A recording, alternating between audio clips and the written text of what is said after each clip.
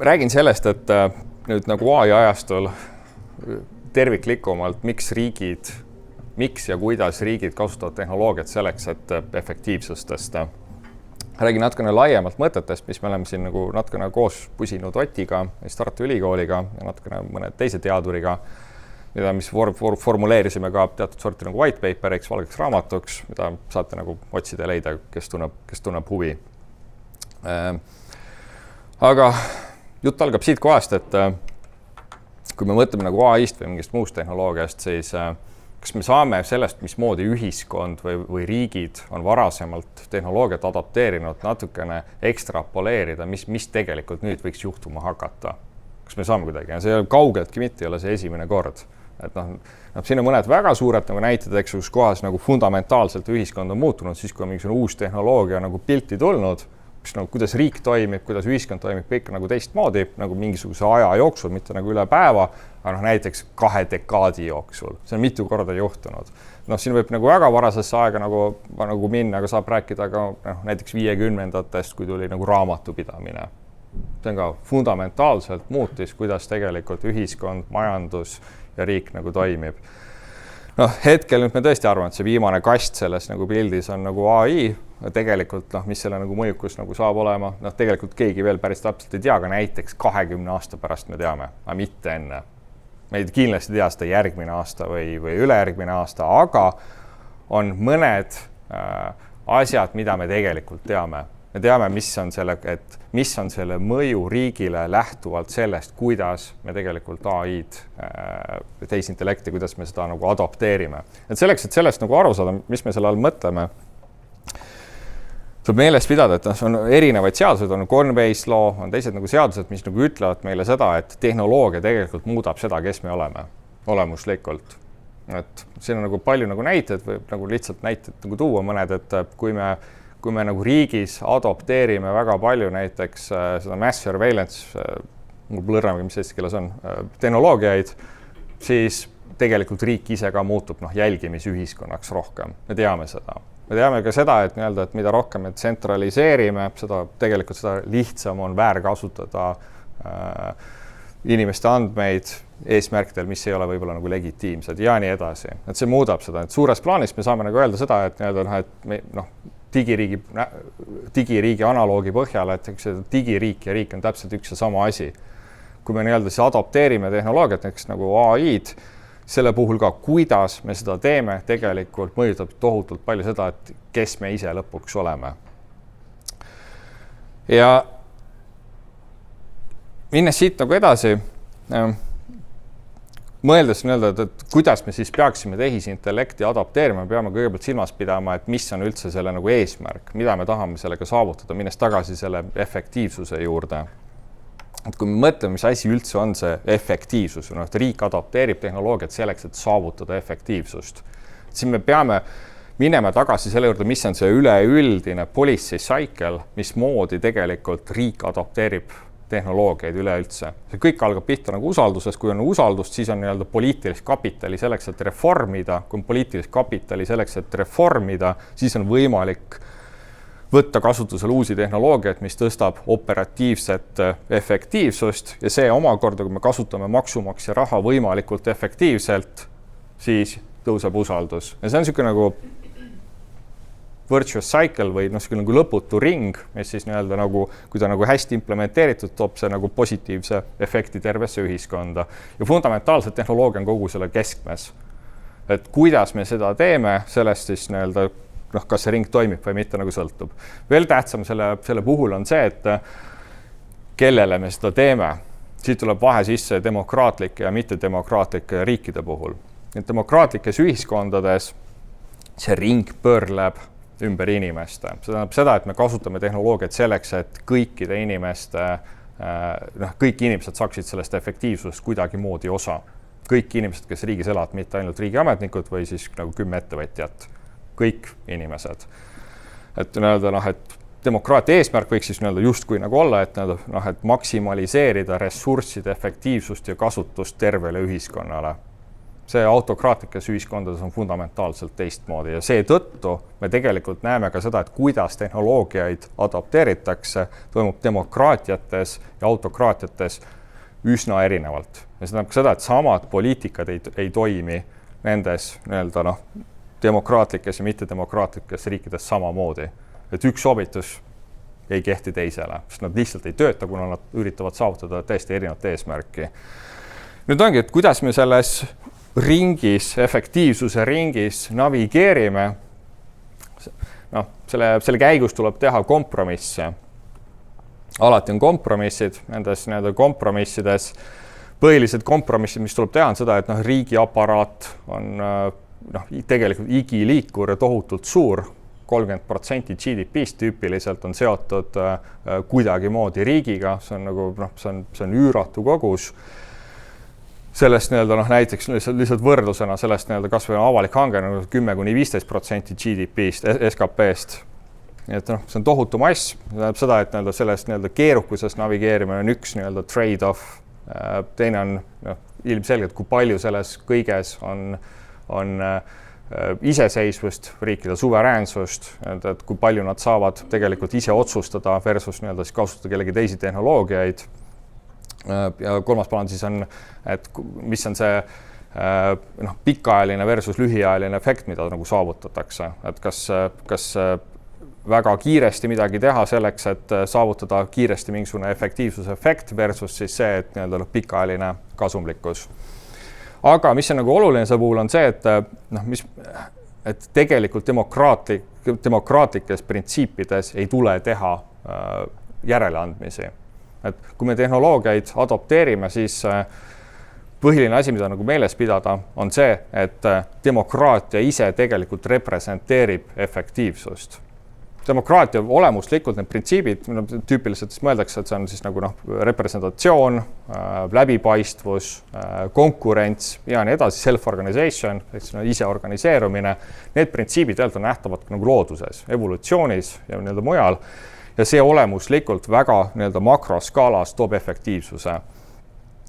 Ja kui me räägime kas digitaliseerimisest või tehisintellekti adaptatsioonist, kuidas see mängu tuleb, on see, et need samad printsiibid, kui me tahame kasutada tehnoloogiat selleks, et efektiivsust saavutada, siis need samad demokraatlikud printsiibid tegelikult on see, mis selle efektiivsuse lõpuks toob. Ma illustreerin seda korraks Eesti riigi najal. Fundamentaalselt, kui me mõtleme Eesti e-riigi arhitektuurist, see on üles ehitatud demokraatlikele printsiipidele. Et mida me hästi palju siin kuuleme pidevalt, kes Eesti riik tuleb, on see, et miks meil ei ole ühte massiivset superandmebaasi. Ühte tsentraliseeritud süsteemi kogu aeg, hommik söögi alla ja peale kuuleme seda kuidagi moodi. Vahe on selles, et kõigepealt see läheb fundamentaalselt vastuollu demokraatlike printsiipidega, teise külje alt see läheb tegelikult fundamentaalselt vastuollu efektiivsuse printsiipidega. Selle asemel, mis meil Eesti riigis on, meil on institutsionaalsed vahed, meil on checks and balances, siis on see tehnoloogiline ökosüsteem on suuresti ise organiseeruv, meil ei ole ühte suurt isikut, kes kusagil otsustab, et selline olgu e-riik või siis üks suur, mille vastu oleks siis üks suur kuningas, kes ütleb, et täpselt niimoodi meil riigis kõik asjad toimivad. Ei ole. Nii suuresti ise organiseerub süsteem, mis vastab täiesti demokraatlikele printsiipidele. Ja siin kohas seda on tohutult keeruline intuitiivselt teinekord aru saada, kuidas lääneriigid selle vastu eksivad. Jube keeruline. Vaatame kas või näiteks UK-s praegu käib debatt digi-idee üle. Tohutult hea debatt käib. Seda on, kui Eestis keegi sarnase mehhanismi välja pakuks, ma arvan, et tõmbatakse samamoodi oksa. Arvaks. Et riik tuleb välja ühe ainsa mehhanismiga, mille avalik kommunikatsioon on seotud ainult sellega, et kuidas kodanikke paremini kontrollida. Ei läheks läbi. Mitte kuidagi ei läheks läbi. Selle asemel meil on lai ökosüsteem, kuidas erasektor, avalik sektor koos loovad erinevaid mehhanisme, kuidas siis pakkuda tervele ühiskonnale laiemat väärtust. Seal on pangad, seal on telkod ja nii edasi. Kõik sellesse samasse ökosüsteemi hõivatada mitte ei ole niiviisi, et üks lahendus ja nii on. ja see, suuresti see näitab seda, mis see demokraatlik printsiip tegelikult tähendab. See self-organization, sul on erinevad asutused, kes saavad ise otsustada, kuidas nad oma asju teevad, mitte ei tule ühte ülevalt alla käsku, et täpselt niimoodi me teeme. Ja miks see selle efektiivsuse toob? Ta toob konkurentsilauda, toob innovatsioonilauda, sellepärast, et sul on ideede paljusus. Kui seal on see positiivne mehhanism, siis see lihtsalt võimendab kogu seda efekti suuresti lõpuks. Ja kogu selle asja juures siis kas on läbipaistvus või mitte.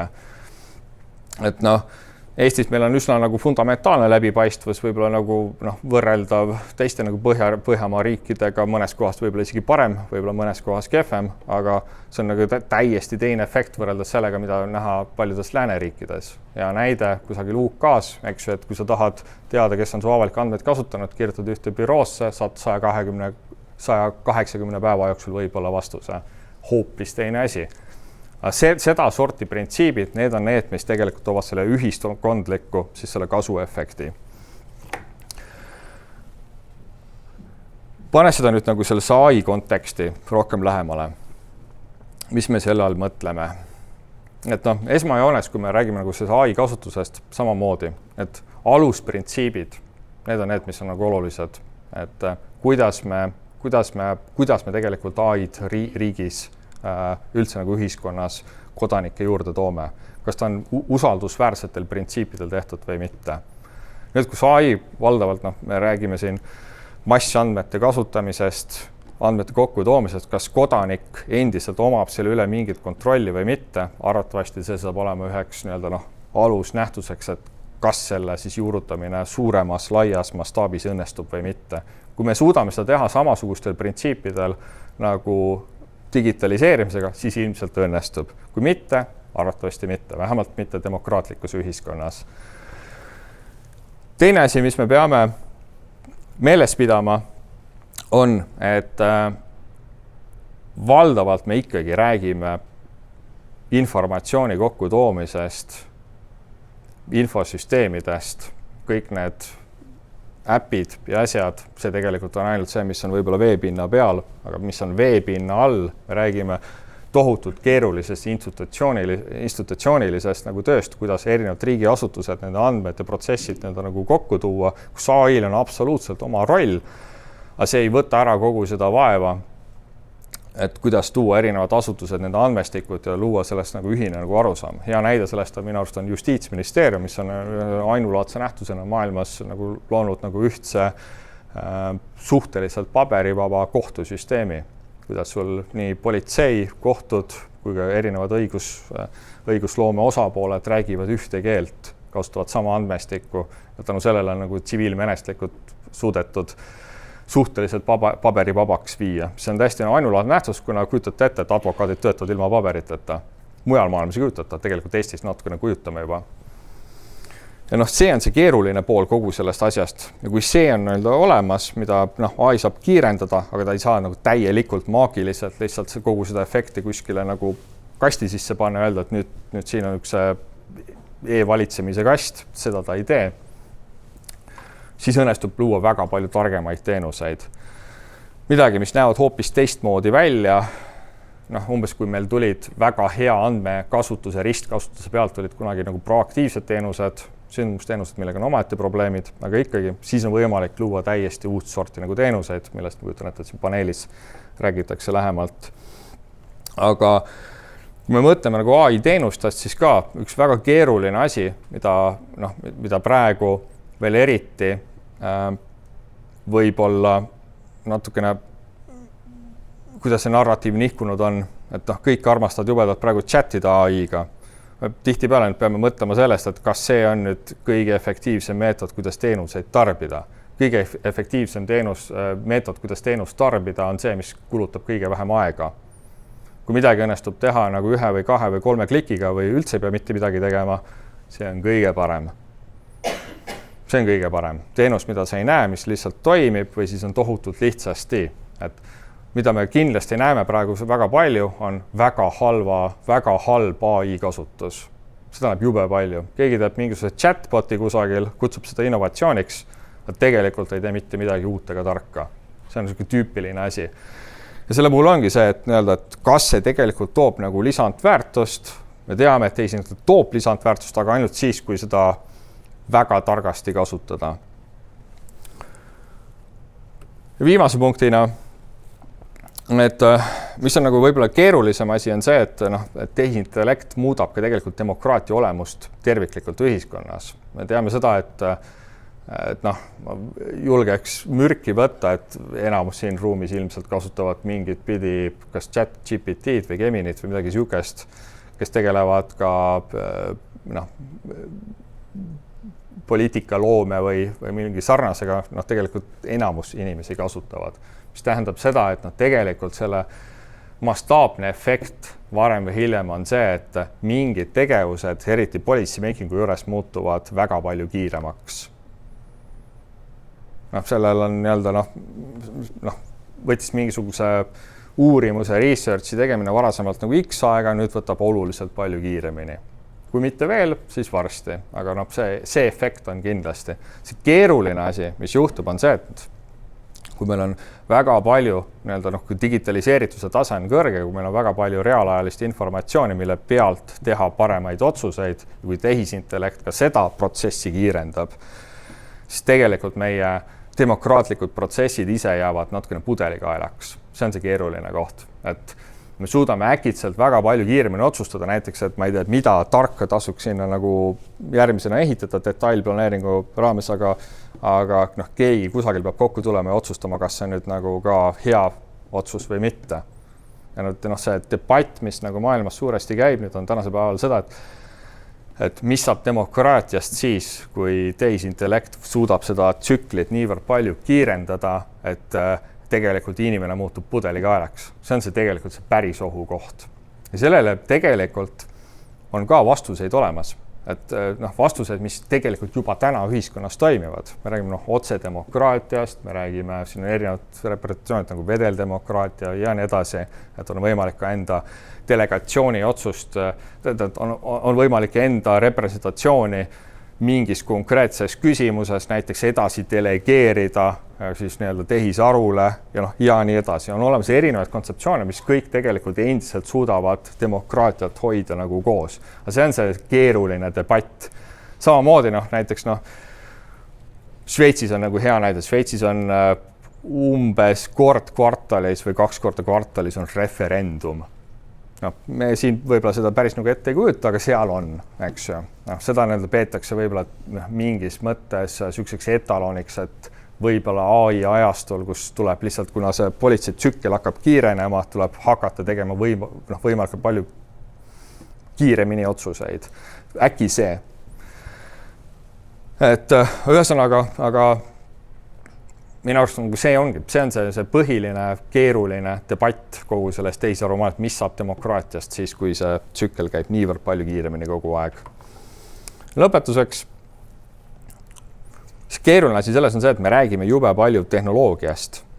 Et kas ta nüüd on tehnoloogia või ta nüüd on poliitika, jube raske nagu öelda, et kõik see, millest me räägime, kuidas tehnoloogia mõjutab demokraatiat, siin see keeruline pool on selles, et tehisarust keegi lõpuni ei saa aru, mitte keegi. Selle mõjust demokraatiale mitte keegi lõpuni ei saa aru ja vastupidi ja kuidagimoodi see diskussiooniring peabki hõlmama nii poliitikuid kui ka siis tehnoloogiste ja lõpuks need tehnoloogistid on need, kes kuidagimoodi nende mõju demokraatiale, sellele riigi tulekule võib olla mõnes mõttes isegi suurem kui poliitikutele. Ei tea. Aga mõttekoht lihtsalt, et see, need digital liiderid või need tehnoloogiajuhid, nemad on tegelikult see, kes seda kurssi nagu rakendavad. Siinkohas mu mõtted said otsa.